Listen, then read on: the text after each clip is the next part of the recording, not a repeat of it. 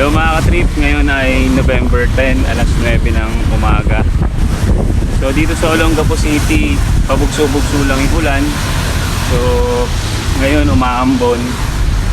Tapos yung hangin bigla siyang bubugso ng sobrang lakas. Pero kagabi talaga sobrang lakas ng hangin, and marami na rin ngayon mga nasa evacuation center. Tapos nakita natin marami pa rin namamalengke, marami pa rin lumalabas ng bahay dahil ngayon maganda pa yung panahon. Yan o, hi.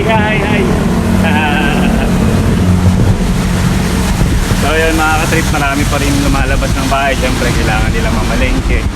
Hindi naman lumakas yung ulan dito, so hindi naman bumaha. Yun lang yung nakakatakot talagang pag bumugso yung hangin, sobrang lakas.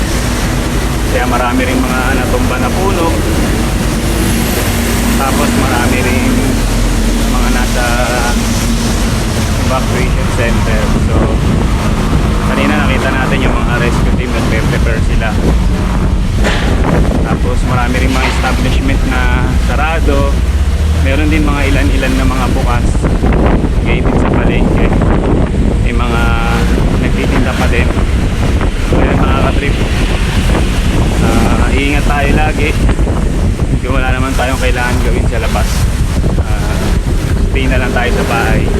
Keep safe, God bless everyone.